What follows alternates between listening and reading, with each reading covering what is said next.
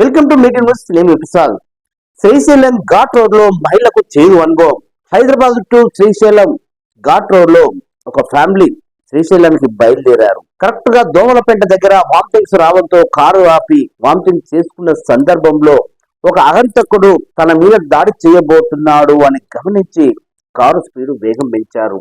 అసలు శ్రీశైలం ఘాట్ రోడ్ లో ఏం జరుగుతుంది? ఒంటరిగా ప్రయాణించే వారు, మంచి వాతావరణం ఉంది, చల్లటి గాలి ఉంది, చక్కగా గ్రీనరీ ఉంది అని కారు ఆపి మీరు ఫోటోలు దిగాలనుకుంటున్నారా? తస్మాత్ జాగ్రత్త. గుర్తు తెలియని వ్యక్తులు అహంతకులు దాడి చేసే సంఘటనలు జరుగుతా ఉన్నాయి. అది ప్రాణాలు తీయొచ్చు, డబ్బులు లాక్కపోవచ్చు, ఆభరణాలు తీసుకెళ్లొచ్చు. ఏ విధంగానైనా వాళ్ళు మన మీద దాడి చేయడానికి ఒక ప్రయత్నం జరుగుతుంది శ్రీశైలం ఘాట్ రోడ్ లో. ఈ మధ్యన ఒక సోషల్ మీడియాలో స్వర్ణగిరి రెడ్డి ఒక వీడియోని వైరల్ చేస్తుంది. ఆమెకు జరిగిన చేదు అనుభవాన్ని ఆమె సోషల్ మీడియాలో ఈ రోజు ఒక పోస్ట్ చేయడంతో ఈ విషయం బయటకు వచ్చింది. హైదరాబాద్ నుంచి శ్రీశైలం వాళ్ళు దైవ దర్శనానికి బయలుదేరారు. మార్గ మధ్యలో ఆమెకు వామిటింగ్స్ రావడంతో కారు ఆపడంతో ఒక అహంతకుడు అడిలో నుంచి తన వైపు దాడి చేయడాన్ని గమనించి వారు కారులో కూర్చొని కారు వేగం పెంచారు. నిజంగా ఆమె జరిగింది సోషల్ మీడియా ద్వారా చాలా వరకు వైరల్ అవుతున్న సంఘటనలు చూస్తూ ఉన్నాం. పిల్లలు, పెద్దలు చాలా మంది మనం దైవ దర్శనానికి వెళ్లే మార్గ మధ్యలో చాలా సంఘటనలు జరుగుతూ ఉన్నాయి.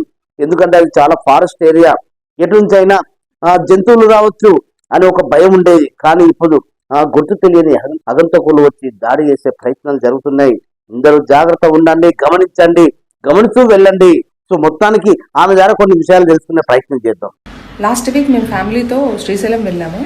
హైదరాబాద్ టు శ్రీశైలం నుంచి రిటర్న్ వస్తుంటే మీకు ఐడియా ఉందో లేదో, దోమలపెంట తర్వాత ఫారెస్ట్ వస్తుంది, నల్లమల్ల ఫారెస్ట్.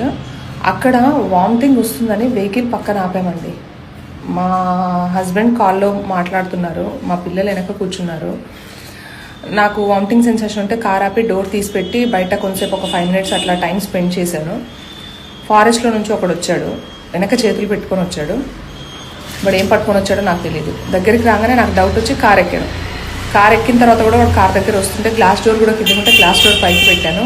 దగ్గరకు వచ్చేసాడు ఆల్మోస్ట్. ఇక నేను మా వారికి తొందరగా పోనీ అని చెప్పేశాను. ముందుకు వెళ్ళిపోయాము. కానీ అక్కడ ఒక్క సెకండ్ అటు ఇటు లేట్ అయినా నేను చూడకపోయినా వాడు ఏం చేసేవాడా, ఏం తెచ్చాడా అనేది నాకు తెలియదు. కానీ ఇన్ని ఇయర్స్లో ఎప్పుడూ జరగలేదు ఈ ఎక్స్పీరియన్స్. ఫస్ట్ టైం ఈ ఎక్స్పీరియన్స్ చేశాను.